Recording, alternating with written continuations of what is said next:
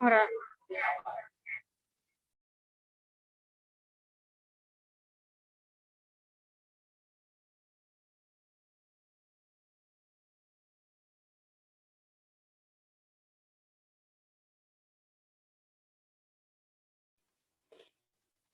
Não, tu vai que salah.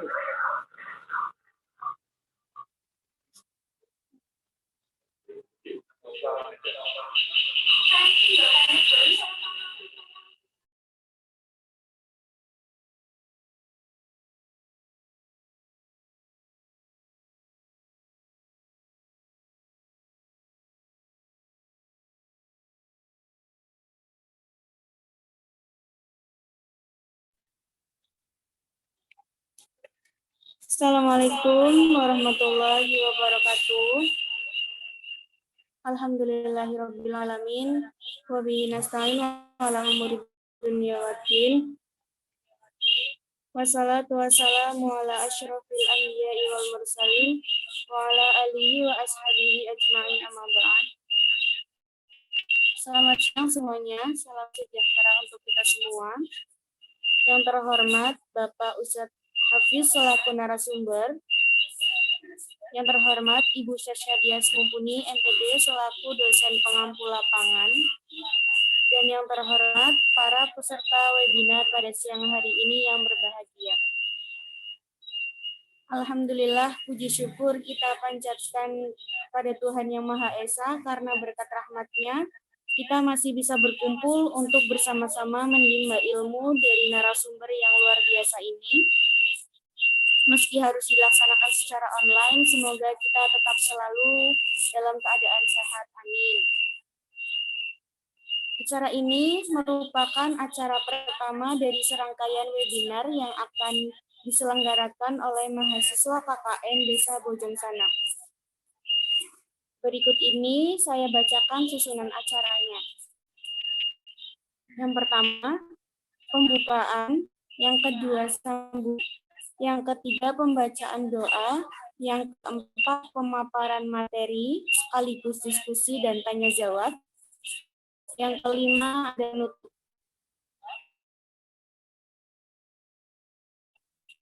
Sambutan. Sambutan akan disampaikan oleh Saudara Pratama Agung Pangestu selaku Koordinator KKN Desa Bojongsana. Kepadanya kami persilakan.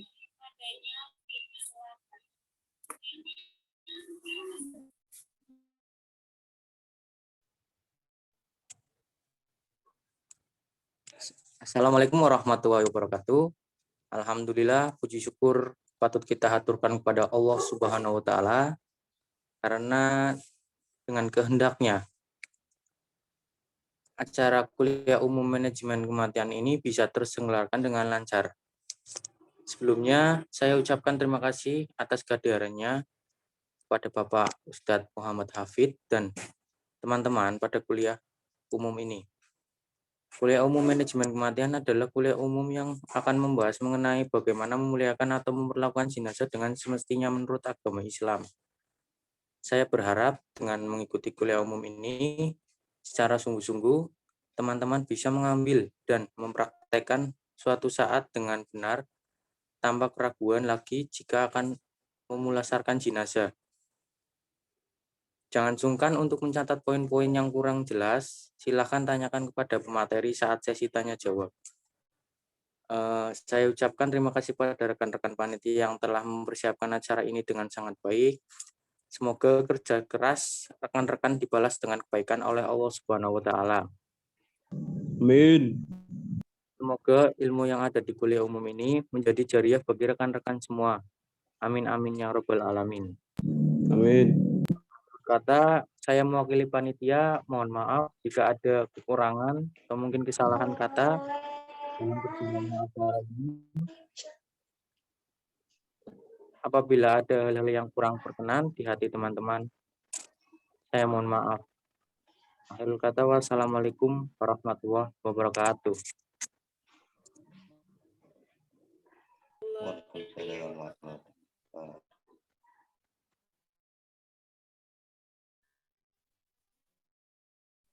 Selanjutnya, doa kepada Saudara Agung Sila Aji kami persilahkan.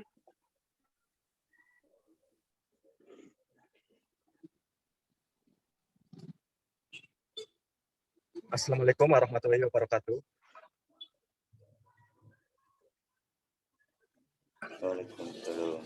Untuk mengawali kegiatan hari ini, alangkah baiknya kita berdoa terlebih dahulu. Ya Allah, izinkanlah kami pada hari ini melaksanakan kuliah manajemen kematian yang bertemakan mengubah takut menjadi berani memuliakan jenazah keluarga. Ya Allah, jadikanlah seminar ini sebagai majelis ilmu yang bermanfaat, sebagai pembangkit semangat bagi kami, dan bermanfaat bagi kemajuan bangsa kami. Ya Allah, hilangkanlah kepada kami kecerdasan dan lindungilah dari godaan setan yang tertutup. Ya Allah, terangilah hati kami dengan cahaya yang petunjuk-Mu sebagaimana Engkau telah terangi hati hamba-Mu yang soleh. Ya Allah, lapangkanlah dada kami serta mudahkanlah kami dalam menimba ilmu.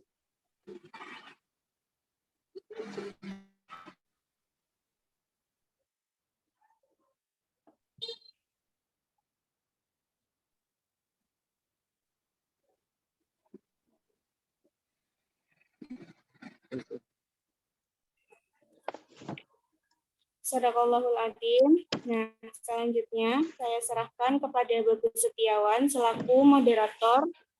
Waktu dan tempat kami persilahkan. Ya, baik. Bismillahirrahmanirrahim. Assalamualaikum warahmatullahi wabarakatuh. Waalaikumsalam. Nah, saya ucapkan terima kasih kepada Mbak Dewi selaku MC yang sudah menyerahkan dan melanjutkan kegiatan ini kepada saya sebagai moderator.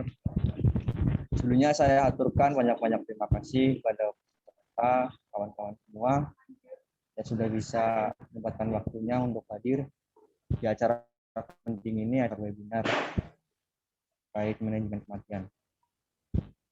Sebelumnya saya akan sedikit menjelaskan pengertian dari manajemen kematian, di mana mengurus jenazah merupakan kewajiban yang harus dilakukan setiap muslim dalam syariat Islam. Ada beberapa tata cara yang harus dipenuhi saat mengurus orang yang sudah meninggal. Mengingat hukum mengurus jenazah adalah fardu kifayah, tentu tata cara mengurus jenazah perlu diketahui setiap muslim. Baik, tadi sedikit penjelasan dari saya sebagai moderator. Untuk selanjutnya, dan saya untuk membacakan CV dari pemateri kita. Untuk CV-nya Muhammad Ustadz Hafiz dari Desa Ujung Rusi, Kecamatan Adiwerna, Kabupaten Tegal.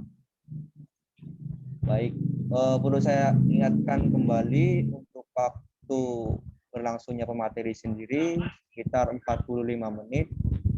Dan untuk sesi jawabnya sendiri 15 menit. Selanjutnya saya serahkan kepada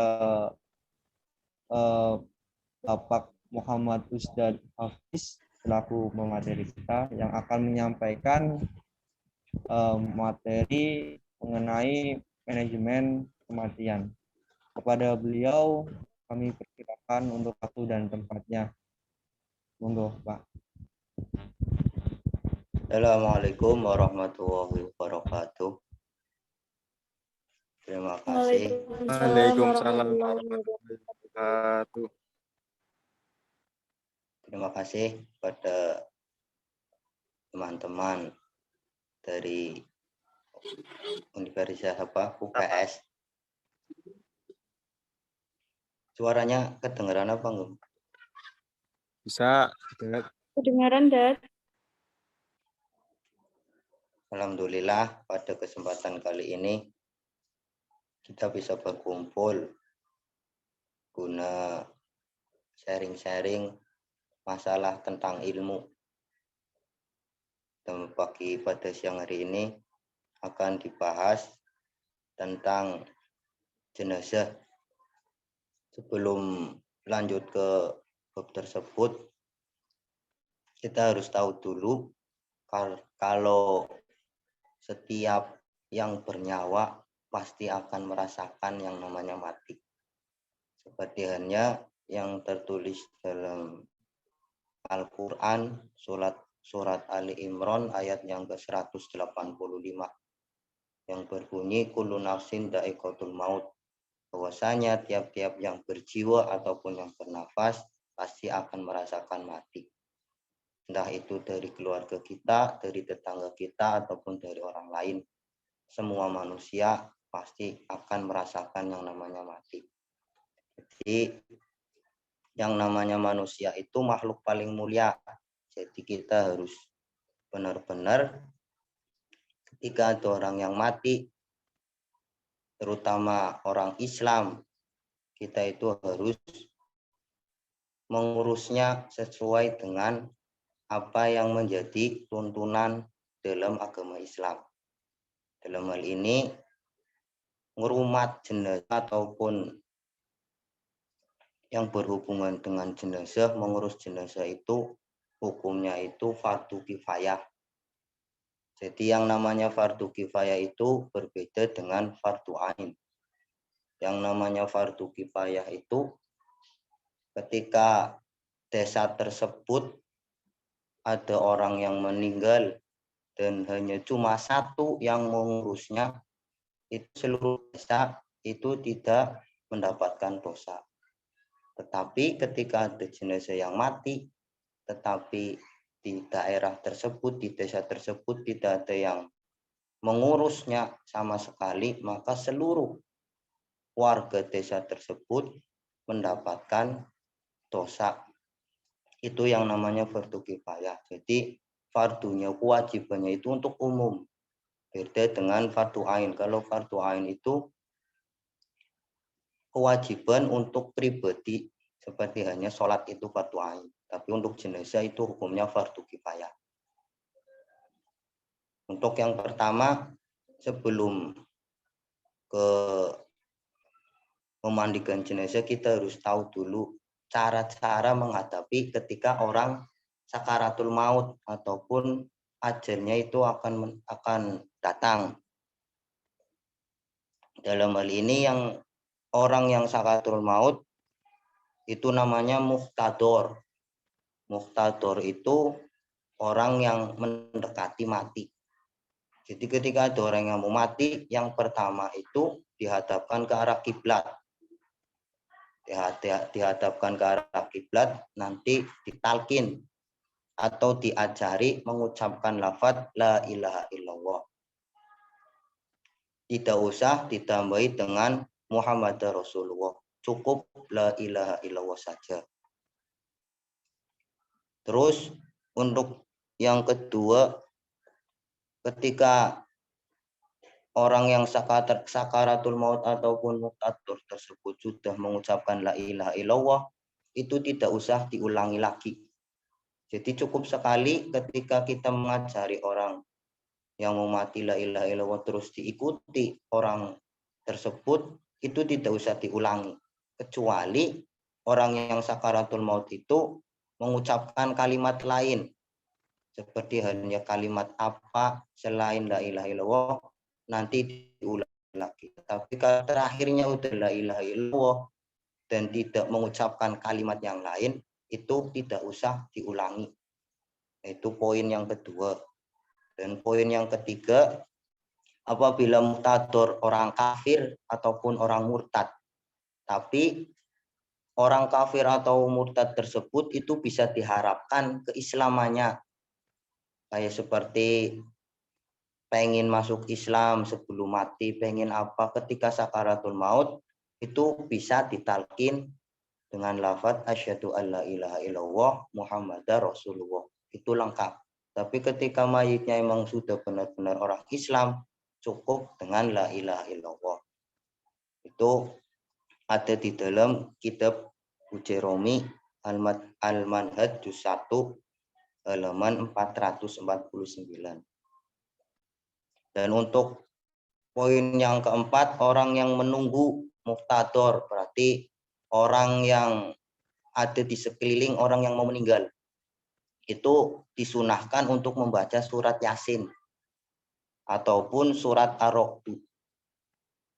Jadi gunanya surat Yasin dan Ar-Ra'd itu untuk mempermudah keluarnya ruh.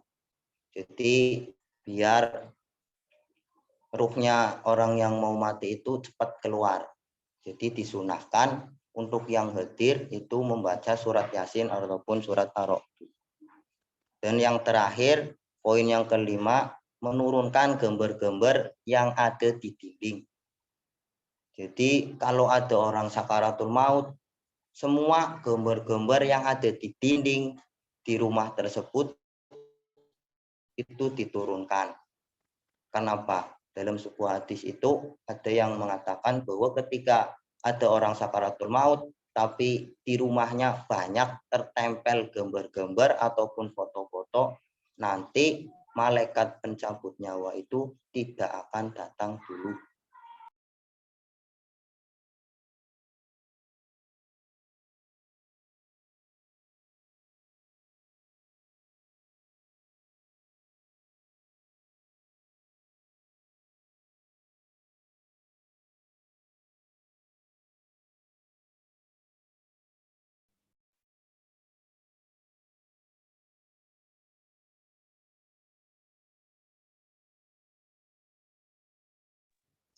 Cek, Pak Ustadz, mohon maaf, ini suaranya hilang.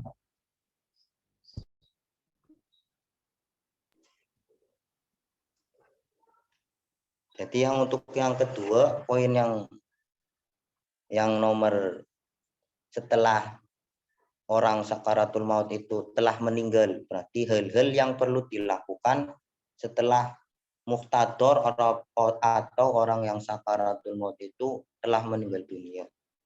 Jadi tadi yang pertama kita menghadapi orang yang sakaratul maut, dan yang kedua ini kita menghadapi orang yang sudah meninggal. Hal-hal yang harus dilakukan ketika menghadapi orang yang sudah meninggal.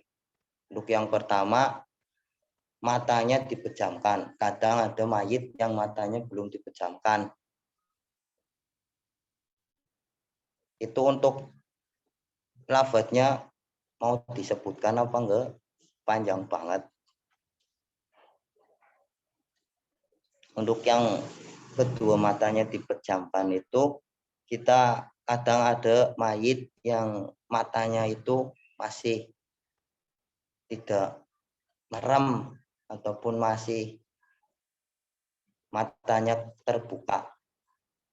Itu untuk menutupnya itu tidak harus langsung menutup, tapi dengan membaca doa. Doanya Bismillahirrahmanirrahim. Millati Rasulillah sallallahu alaihi wasallam. Allahumma firlahu ketika mayit laki-laki, kalau mayit perempuan Allahumma firlaha warhamhu ataupun warhamha warfa darajatahu ataupun darajataha. Kalau untuk hu itu untuk mayit laki-laki, kalau he itu untuk mayit perempuan. Fil mahdiyaini wakhlufhu wakhlufha fi aqibiha al-ghafirina waghfir lana walahu walaha ya rabbal alamin. Wafsih lahu laha fi qabriha wa nawwir lahu wa nawwir laha fihi. Itu ketika mayitnya itu belum menutup mata, tapi posisinya itu masih dalam keadaan matanya terbuka. Jadi kalau ada orang mati, matinya itu masih membuka mata, itu kita sebagai orang Islam tahu harus menutup matanya. Terus yang kedua rahang diikat dengan kain. Rahangnya itu diikat dengan kain. Ini rahang. Diikat dengan kain, dinaikkan ke atas kepala. Itu bertujuan agar mulut si mayit tersebut itu tidak terbuka. Jadi masih tertutup. Jadi kadang kalau sudah meninggal, kalau ininya tidak cepat, rahangnya tidak cepat diikat ke atas kepala, nanti dikhawatirkan mulutnya si mayit itu akan terbuka. Jadi matinya itu tidak menutup mulut tapi malah terbuka. Kalau mulutnya terbuka itu ciri-ciri orang yang matinya itu tidak husnul khotimah. Jadi kalau untuk mengantisipasi tersebut, kita mengikat kedua rahang ke atas kepala. Terus semua persendian itu dilemaskan. Sendi-sendi yang kaku itu dilemaskan, seperti halnya sendi yang ada di tangan, di telapak tangan itu dilemaskan. Itu bisa menggunakan minyak ataupun yang lain. Jadi biar tidak kaku, itu langsung sendi-sendinya itu dilemaskan. Terus semua pakaian dilepas. Semua pakaian mayit itu dilepas. Itu bertujuan agar mayit tersebut tidak cepat membusuk. Jadi semua pakaiannya itu harus dilepas. Dan diselimuti dengan kain tipis. Ataupun yang biasa kita gunakan itu tapih ataupun nyamping. Itu ditutupin pakai tapih biar mayitnya itu tidak cepat membusuk. Terus perut si mayit ditindih menggunakan penindih ataupun sesuatu yang berat selain mushaf ataupun Al-Quran. Jadi haram menindih perut mayit itu menggunakan Al-Quran. Karena apa? Karena Al-Quran itu kitab yang paling mulia. Jadi untuk perutnya ditindih itu menggunakan benda yang lain. Itu bertujuan agar perut si mayit tersebut itu tidak mengembang. Jadi perutnya itu tidak mengembang. Karena apa? Kalau orang sudah mati ataupun meninggal itu, kalau perutnya tidak ditindih itu biasanya perutnya itu mengembang lagi. Jadi kayak buncit. Itu bertujuan supaya perutnya itu tidak mengembang. Terus mayat yang dihadapkan ke arah kiblat dengan cara miring. Mayitnya itu dihadapkan ke arah kiblat. Jadi rada ke arah kiblat. Arahnya itu ke arah kiblat, tidak terlentang, miring ke arah kiblat. Terus mayit dibaringkan di atas amben ataupun bele-bele yang tanpa alas. Jadi ambennya itu di bawahnya itu tidak beralaskan. Karena untuk agar mayit tersebut juga tidak membusuk. Tapi kalau pakai ada alasnya itu biasanya mayitnya cepat membusuk ataupun cepat bau. Jadi ambennya itu tempat yang untuk menidurkan itu tidak boleh ada yang namanya itu alasnya.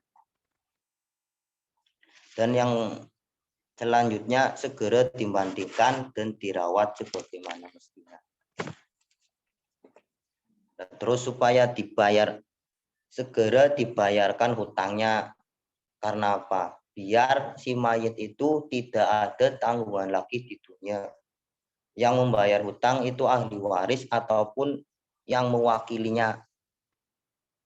Entah itu anaknya, saudaranya, ataupun orang tuanya. Intinya itu hutangnya itu harus segera dilunasi ataupun dibayarkan. Nah, terus dilaksanakan wasiatnya. Ketika ada orang meninggal, biasanya itu pesan wasiat. Nah, wasiatnya itu untuk segera dilaksanakan. Untuk yang terakhir, mengabarkan berita kematian agar mendapatkan jamaah sholat jenazah yang lebih banyak. Itu tentang menghadapi orang sakaratul maut dan menghadapi orang yang telah meninggal. Dari situ mungkin ada yang ingin bertanya. Ada yang bertanya apa enggak?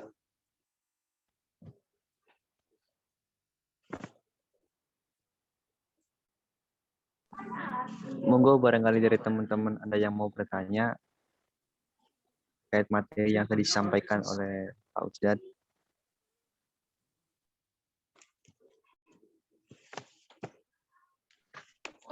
Assalamualaikum warahmatullahi wabarakatuh. Waalaikumsalam. Izin bertanya, Ted. Coba Mbak sebelum bertanya perkenalkan dulu dari mana.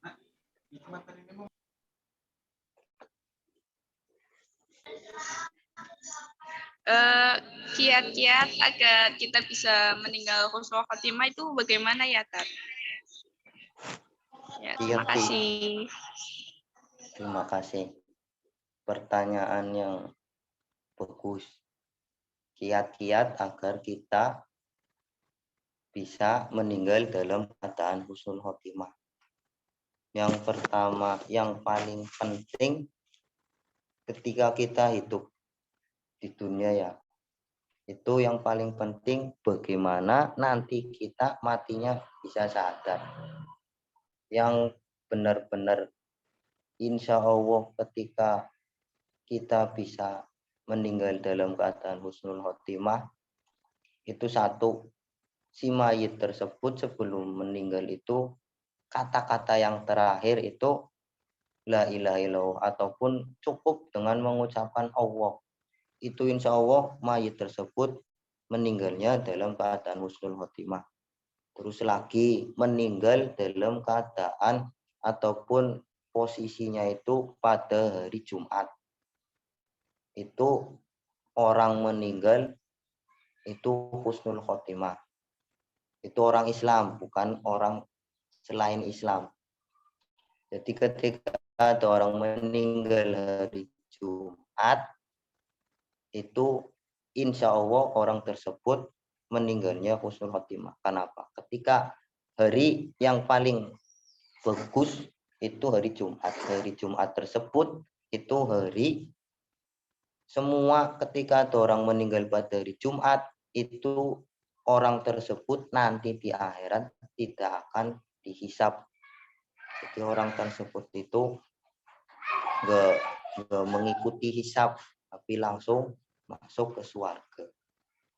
Terus orang yang meninggal ketika bulan puasa, orang meninggal bulan puasa, yaitu orang tersebut meninggalnya husnul khotimah.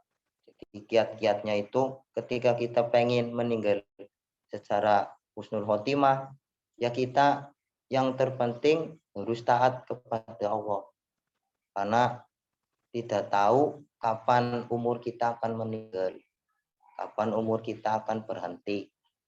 Jadi sebaiknya ya itu harus berbanyak beribadah. Terima kasih.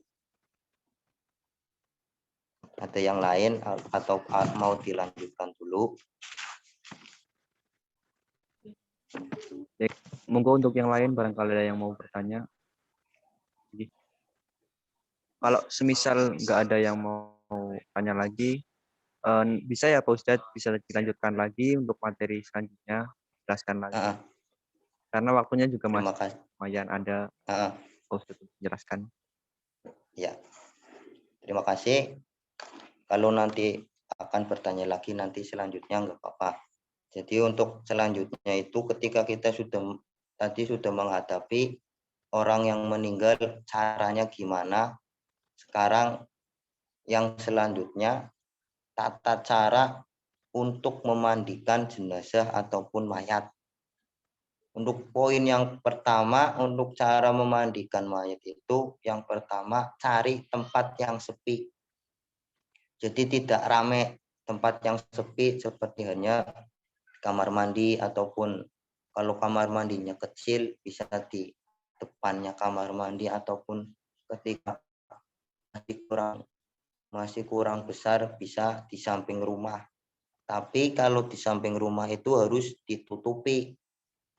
Jadi benar-benar tidak ada yang boleh masuk kecuali orang yang memandikan dan juga keluarganya ataupun ahli warisnya.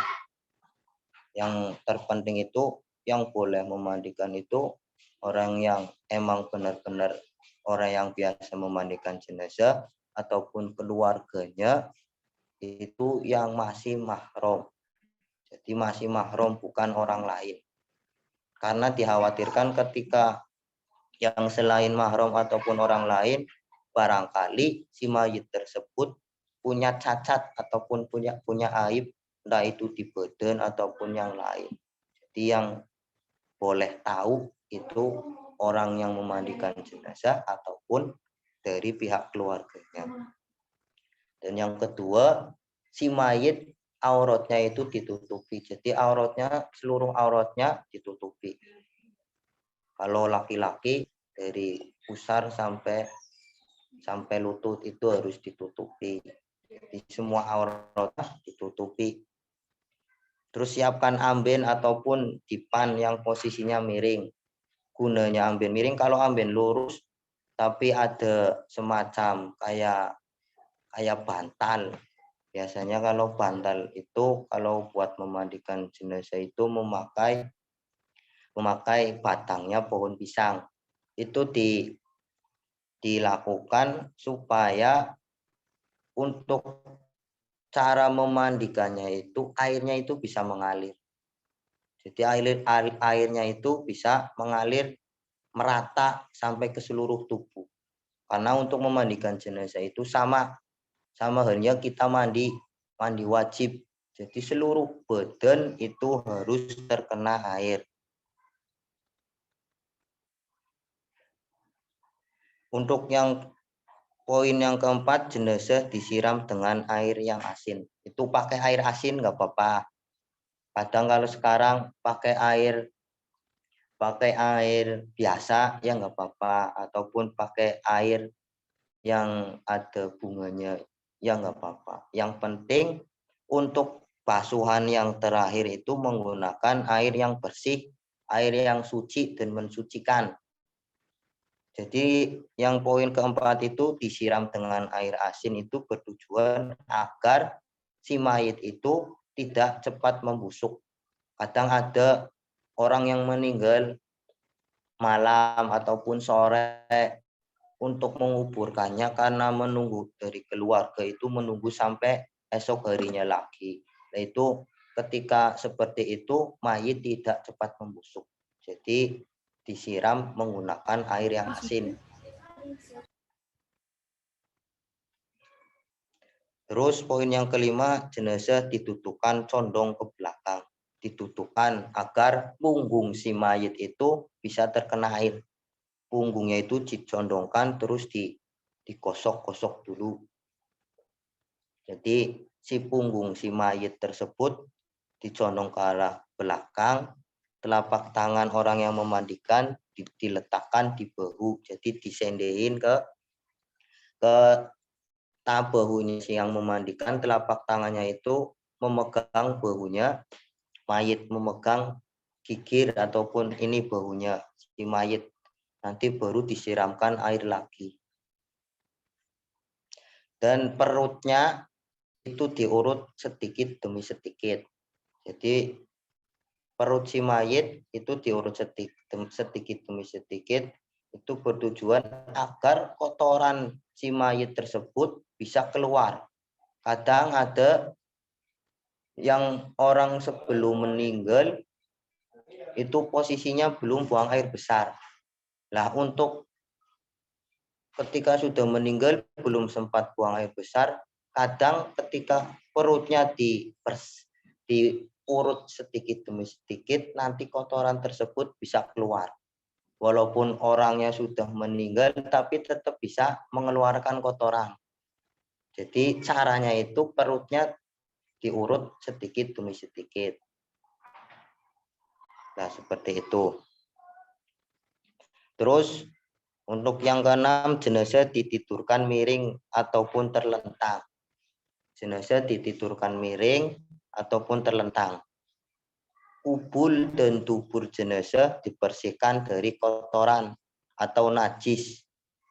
Jadi kubul ataupun duburnya itu dibersihkan dari hal-hal najis.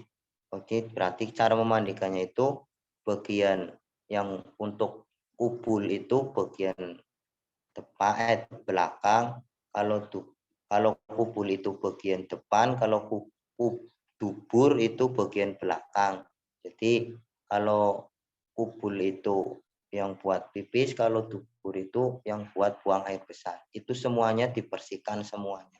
Dikosok-kosok sampai najisnya itu hilang. Nah, terus orang yang memandikan juga tidak boleh memegang auratnya si mayit. Jadi orang yang memandikan jenazah tidak boleh memegang auratnya si mayit. Kalau sampai memegang, nanti memandikannya itu harus diulangi. Jadi tidak boleh auratnya itu dipegang. Jadi kalau mau memandikan itu biasanya orang yang akan memandikan itu memakai sarung tangan. Sarung tangan tersebut itu bertujuan agar orang yang memandikan itu tidak memegang aurat si mayit tersebut. Terus lubang-lubang seperti lubang hidung, gigi, telinga, ataupun lubang yang lain itu juga harus dibersihkan. Kita memandikan jenazah itu sama kayak kita mandi wajib. Kalau kita mandi wajib itu seluruh badan harus terkena air. Begitupun dengan jenazah itu sama. Karena apa? tujuan dari memandikan jenazah itu agar jenazah tersebut menghadap kepada Yang Maha Pencipta itu dalam keadaan suci. Itu tujuan memandikan jenazah. Nah, terus setelah lubang hidung dan gigi dibersihkan, jenazah ketika sudah disiram lagi, terakhir jenazah itu diwudu. Jadi mewudu jenazah tersebut. Tapi niat untuk wudu jenazah itu berbeda dengan niat kita berwudu. Niat untuk mewuduni jenazah itu niatnya nawaitul wudu'a al-masnuna lillahi ta'ala. Nawaitul wudu'a al-masnuna lillahi ta'ala. Itu niat untuk mewuduni jenazah. Terus kepala, jenggot disiram dengan air yang sudah dicampur dengan daun widara ataupun sabun. Kadang memandikannya memakai sabun. Tapi yang harus perlu diperhatikan itu basuhan terakhir itu menggunakan air yang suci dan mensucikan. Nah, sampai situ apa sudah jelas apa belum? Jadi kalau untuk memandikan jenazah yang terpenting itu basuhan terakhir itu menggunakan air yang bersih. Jadi tidak dicampur apa-apa. Ada yang dicampur dengan sabun, terus ada air yang bersih sendiri. Itu jadi airnya itu tidak benar-benar suci. Terus airnya itu juga harus lebih dari 2 kola. Kalaupun tidak 2 kola, harus suci.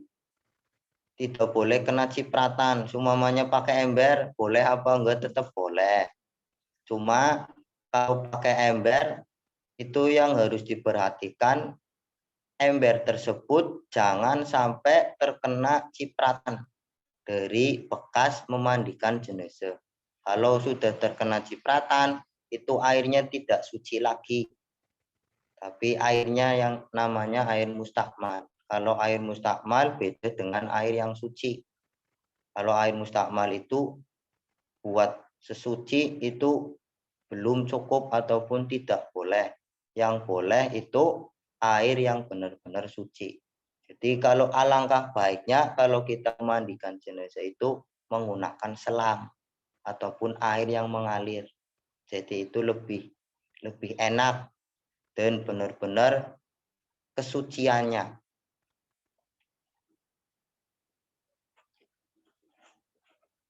Terus poin yang diperhatikan lagi, diharamkan menengkurapkan mayat.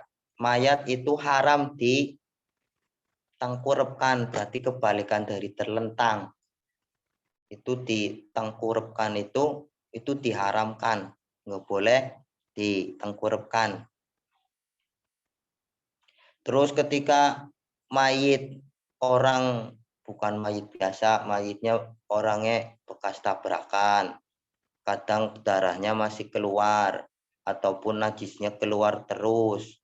Nah itu ketika jenazah setelah selesai dimandikan masih keluar darahnya, itu segera dihilangkan. Jadi tidak usah dimandikan lagi. Momennya sudah dimandikan tapi masih ada najisnya, itu cukup menghilangkan najisnya, tidak diulangi memandikan lagi. Karena itu najisnya itu masih keluar. Nah, itu sampai cara memandikan jenazah. Barangkali ada yang mau tanya lagi sebelum ke pembahasan mengkafani jenazah.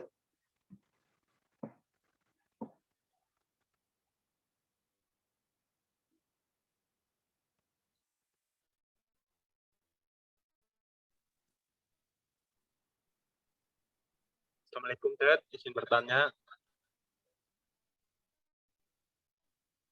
Ada yang mau tanya? Apa lanjut? Waalaikumsalam.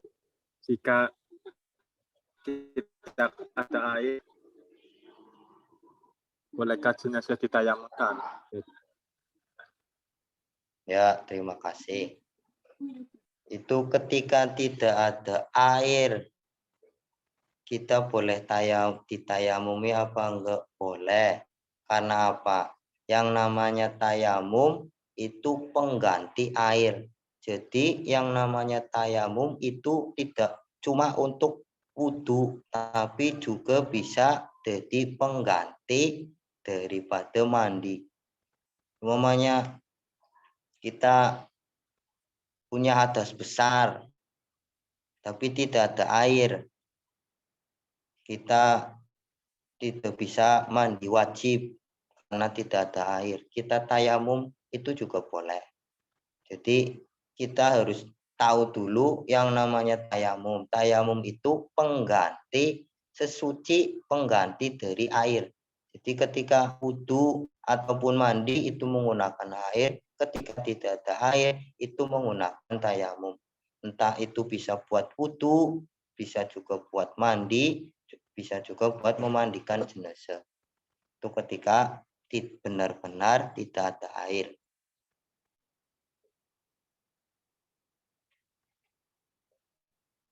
Ada lagi? Baik, gimana tadi jawaban dari Pak Ustadz sendiri? Apa sudah jelas? Apa masih kurang? Alhamdulillah jelas. Ya, terima kasih. Baik, saya lanjut lagi. Ya, terima kasih. Kalau sekiranya kurang jelas apa kurang apa, langsung ditanyakan aja.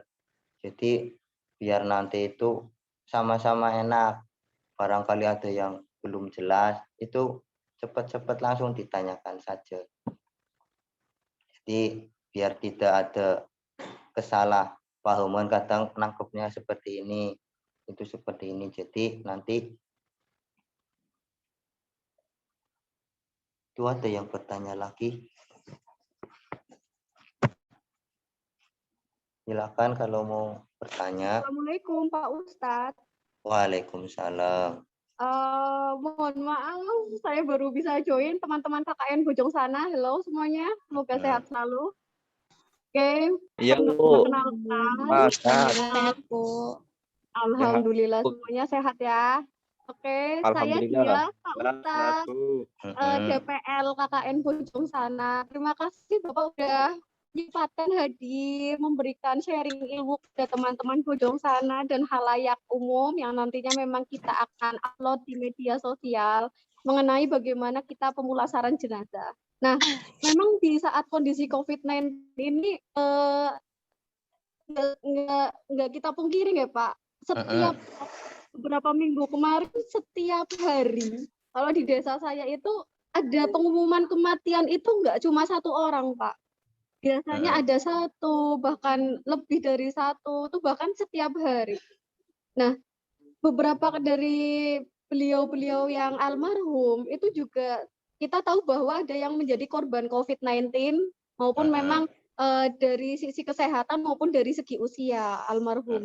Nah, dari segi sudut pandang secara agama tadi, Pak Ustadz tadi menjelaskan, jika kita memandikan jenazah itu harus memang ditutupi kain ataupun penutup. Jadi kita memang tidak boleh atau kita sama sekali jangan sampai menyakiti dari jenazah tersebut. Baik menyakiti secara, walaupun almarhum pasti sudah tidak bisa melihat kita, namun kita juga pastinya menghormati dari jenazah tersebut, Pak. Ya seperti itu kan, Pak. Nah, dengan adanya pandemi COVID-19, beberapa tahapan pemulasaran jenazah pun saya lihat itu berbeda, Pak.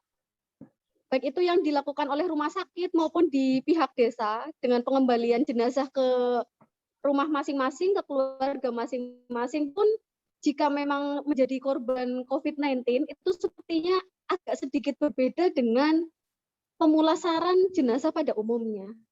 Nah, dari segi sisi Islami di sini kita menghormati dari jenazahnya maupun kita menghormati dari sisi medis. Apakah itu masih istilahnya kita bisa beradaptasi dengan pemulasaran yang dari korban terdampak COVID-19 seperti itu, Pak Ustadz? Oke. Terima kasih. Terima kasih Mohon maaf atas agak pertanyaan. panjang ya, Pak. Enggak apa-apa. Ya, Jadi emang tahun-tahun ini, ya, Pak Ustadz. ya Jelas emang juga tadi pertanyaannya. tahun-tahun ini lagi marak. Kita tidak memungkiri yang namanya penyakit juga itu ada. Terus siapa yang menciptakan? Ya tentu saja Allah yang menciptakan.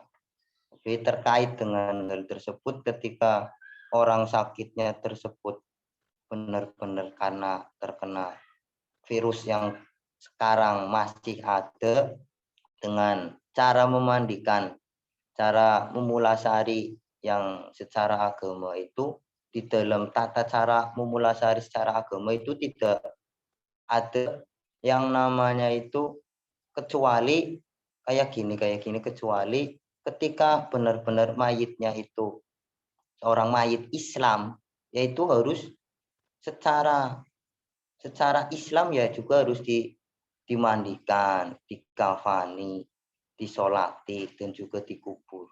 Makanya biasanya karena untuk ke medis itu kadang dari pihak medis itu ada yang tidak paham secara agama.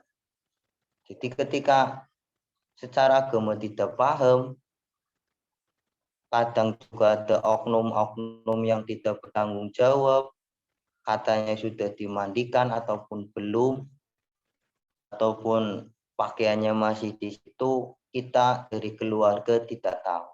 Makanya untuk seperti itu kita tidak bisa namanya jenazah COVID harus memakai prosedur dari rumah sakit.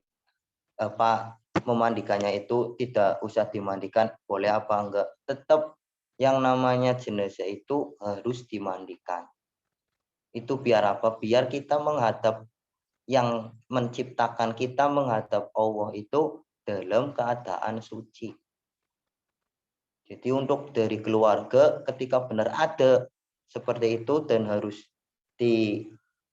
dikubur secara protokol, memakai peti, itu nggak apa-apa, asalkan dari pihak keluarga itu harus ada yang mau ikut ataupun melihat lah, paling nggak melihat bagaimana cara memandikannya, benar apa enggak, itu apa enggak, seperti itu. Jadi emang virus tahun-tahun ini, virus yang ada sekarang itu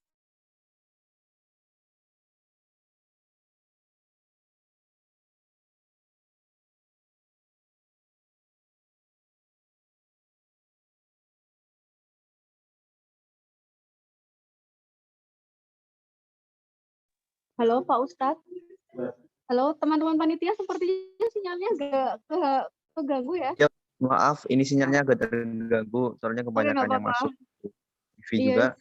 Alhamdulillah penjelasannya Pak Ustadz Muhammad Hafid itu sangat membantu sekali, karena memang kita diamanahkan, istilahnya mayat itu punya amanah.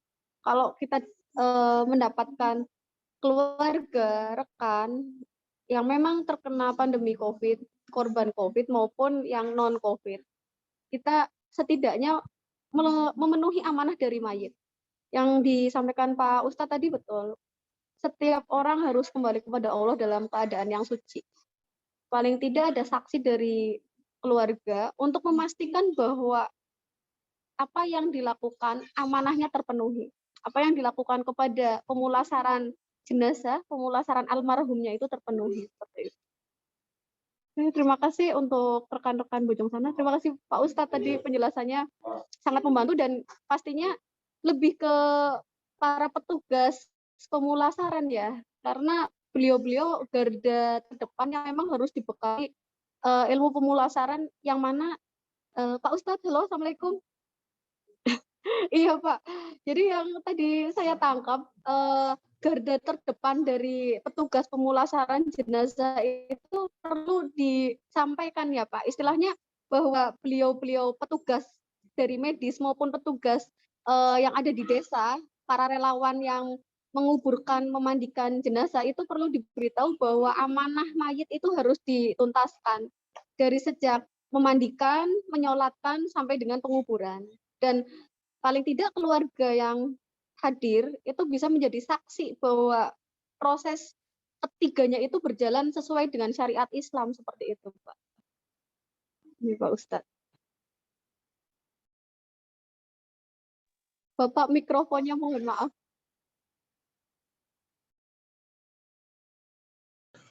Yaitu ketika benar-benar si mayat tersebut posisinya itu benar kena corona ataupun kena penyakit tersebut. Jadi harus dari pihak keluarga. Karena apa? Kita melihat dari hukum mengurus jenazah itu hukumnya fardu kifayah. Kalau dari pihak rumah sakit kan bukan dari daerah kita. Jadi dari pihak rumah sakit itu udah tanggung sendiri. Tapi kalau kita tidak sampai ada yang mengurus jenazah tersebut, semua warga desa tersebut itu berdampak akan mendapatkan dosa. Karena itu hukum asal dari mengurus jenazah itu hukumnya fardu kifayah. Iya Pak Jadi Ustadz, terima kasih. Jadi apa ya, kalau yang saya tangkap, kita sebagai anggota keluarga, kita yang sekarang, paling tidak kita punya bekal ilmu untuk memastikan keluarga kita sendiri itu terpenuhi syariat penguburannya, pemulasarannya seperti itu, Pak Ustadz. Karena yang tidak wajib dimandikan itu cuma orang-orang ataupun jenazah-jenazah yang mati syahid. Itu emang malah tidak boleh dimandikan. Tapi kalau sekarang tidak ada yang namanya mati syahid. Jadi harus benar-benar seperti itu. Makanya paling enggak jalan satu-satunya dari pihak keluarga ketika emang benar ada yang meninggal karena penyakit tersebut, harus tahu, benar-benar melihat, paling enggak melihat, kalau enggak boleh mengikut, paling enggak melihat tata cara memandikan. Kalau caranya udah benar, ya enggak apa-apa. Seperti Insya itu. Allah Pak Ustadz, dengan ilmu yang disampaikan Pak Ustadz, insya Allah kita semakin bertambah khususnya dalam pemulasaran. Yang tadinya saya nggak tahu sama sekali bagaimana tahapan tadi pemulasaran, bagaimana hukumnya kita sebagai keluarga yang ditinggalkan juga. Biasanya kita tahunya keluarga yang ditinggalkan hanya duduk dan kemudian yang memulasarkan adalah orang lain, tetangga kita. Tetapi paling tidak di sini kita juga tahu bahwa kita itu malah keluarga inti yang punya kontribusi besar memastikan bahwa anggota keluarga kita itu sudah terpenuhi atau belum pemulasarannya seperti itu. Oke, Pak Ustadz. Terima kasih banyak Bapak. Sama-sama.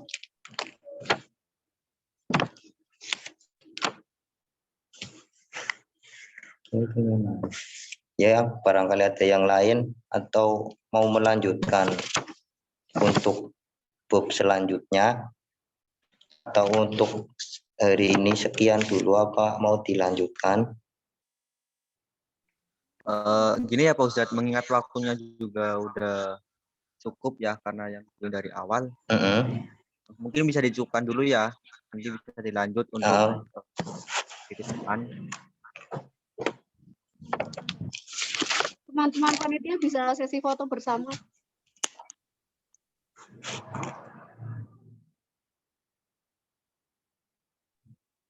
Panitia itu tolong untuk mengabaikan ya.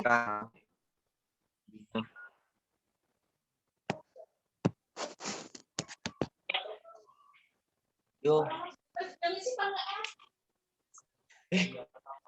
Yo sih.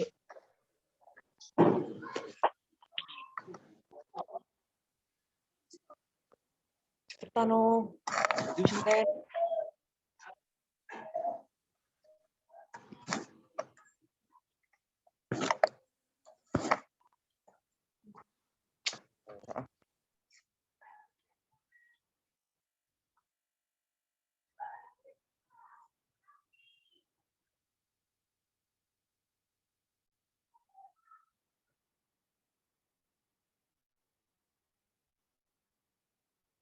Gimana untuk operator, apa sudah screenshot?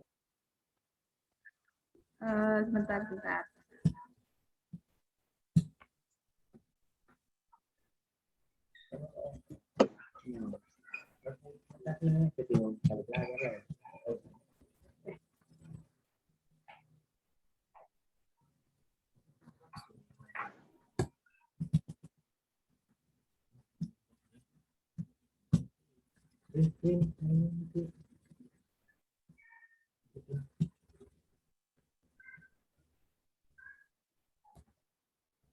Ya, sudah.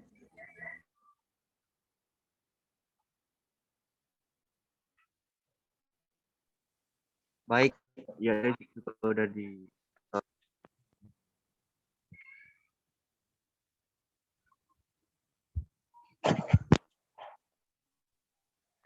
ya, sebelumnya saya ucapkan banyak-banyak terima kasih kepada Pak Ustadz Hafid yang sudah menyampaikan materi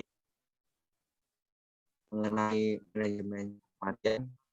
Semoga bermanfaat bagi kita semua dan masyarakat sekitar. Saya selaku moderator mohon maaf sebesar-besarnya apabila dalam penyampaian saya ataupun ada tutur kata yang kurang berkenan, saya mohon maaf sebesar-besarnya. Selanjutnya saya kembalikan kepada MC untuk kegiatan selanjutnya. Pada MC saya persilakan.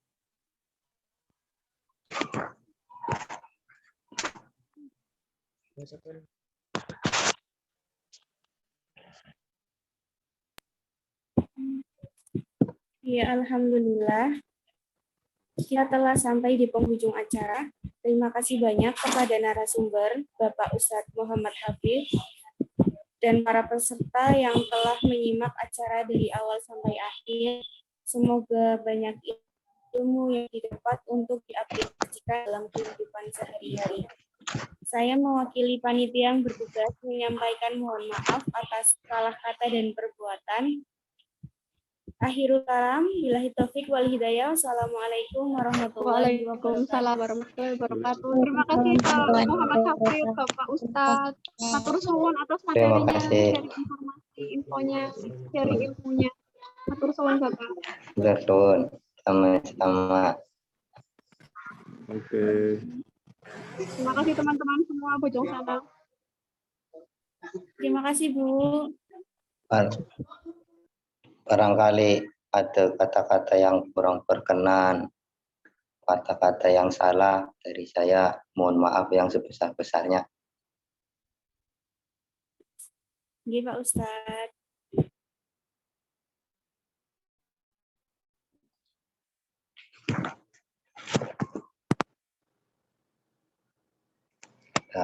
Assalamualaikum warahmatullahi wabarakatuh. Waalaikumsalam warahmatullahi wabarakatuh. Assalamualaikum warahmatullahi wabarakatuh. Terima kasih.